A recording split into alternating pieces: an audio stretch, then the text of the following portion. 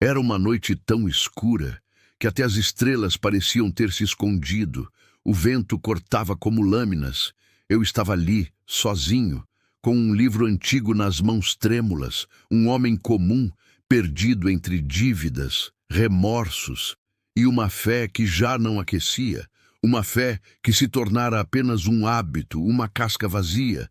Quantos de nós já não nos sentimos assim, presos num labirinto de contas a pagar, de e se, que nos assombram à noite, com uma alma que clama por algo mais, mas a voz já está rouca demais para ser ouvida. Fugi para um vilarejo esquecido na Galileia, casas de pedra rachada, cheiro de azeite queimado, um lugar onde o tempo parecia ter parado e talvez, só talvez, eu pudesse encontrar um pedaço de mim que deixei para trás. Foi lá que encontrei, no fim de uma trilha de poeira e solidão, uma caverna selada por uma porta podre. Um bilhete, quase ilegível, pendia de um prego enferrujado. Não entre se não estiver pronto para encontrar o que perdeu. Uma frase que soava mais como um desafio do que um aviso. E eu entrei, porque honestamente eu já não tinha mais nada a perder. A vida já tinha me tirado tudo. O que mais uma caverna escura poderia fazer? Lá dentro, o ar era denso, pesado, com séculos de silêncio. Sobre uma mesa de pedra, um rolo. Não era papel, era pele antiga, gasta pelo toque de dedos que há muito viraram pó. As letras em aramaico dançavam à luz trêmula da minha lanterna, e a primeira frase me paralisou.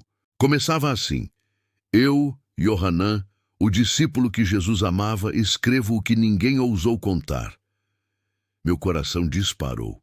Isso não era um evangelho canônico, era algo diferente, algo íntimo, talvez proibido, um segredo guardado nas entranhas da terra. O pergaminho contava que 3 dias antes da cruz, Jesus levou Pedro, Tiago e João ao Monte das Oliveiras. Mas não foi a cena que conhecemos. A lua, dizia o texto, sangrava no céu. Uma lua vermelha, presságio do que estava por vir. E ele não orou, ele não pediu força ao Pai. Ele falou com uma voz que não parecia a sua, uma voz que vinha da própria terra, das profundezas. Você não vai levá-los, não enquanto eu respirar. E uma outra voz, vinda das sombras, respondeu com um escárnio que gelava a alma. Você já perdeu, carpinteiro. Eles vão te abandonar, um a um, e o mundo que você tanto ama seguirá os passos deles. O pergaminho descrevia como, das mãos do mestre, escorreu sangue. Mas não era o sangue das chagas dos pregos ainda por vir.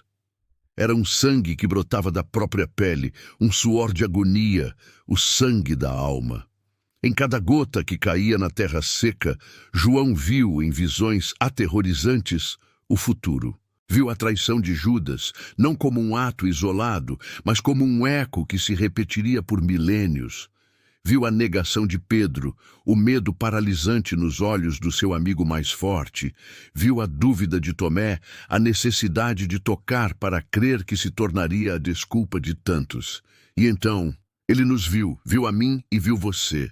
Viu cada rosto que, ao longo da história, olharia para os céus e diria: Eu não acredito mais, é demais para mim. E Jesus chorou. Não era o choro de um homem. Era o choro de Deus, lamentando por filhos que ainda nem haviam nascido, mas cuja dor ele já sentia como sua. A voz sombria continuou, zombando da sua dor. Mas Jesus, com o rosto banhado por essas lágrimas de sangue, levantou o olhar e disse àquela entidade, àquela escuridão: Se for preciso, eu desço. Desço até o último abismo, até o fundo do poço de cada um deles. E pego cada alma com as minhas próprias mãos, mesmo que para isso eu tenha que carregar o peso de todos os erros que eles ainda vão cometer. A voz das sombras riu, um som seco e terrível. Mas a risada cessou quando Jesus a encarou. O olhar dele, descrevia João, não era de raiva, era um olhar de fogo que purifica, um amor tão intenso, tão absoluto, que a própria escuridão não pôde suportar. E a voz se calou. Naquele instante, sentado no chão frio daquela caverna, eu entendi. A luta de Cristo não era apenas contra o mal abstrato, contra um principado. Ele enfrentava o futuro, o nosso futuro. Ele viu cada abandono, cada traição, cada noite de solidão, cada oração não respondida, cada grito de Deus, cadê você? Ele viu a sua dor, a minha dor. E mesmo assim, ele desceu. Ele não esperou a cruz. Ele desceu vivo, em espírito, no inferno pessoal de cada homem e mulher. E ele ainda desce toda vez que um de nós grita no escuro, achando que está sozinho. Naquele momento, uma fresta de luz invadiu a caverna pela porta apodrecida. E eu, um homem que não chorava há anos, desabei em lágrimas. Não de tristeza, mas de um alívio avassalador.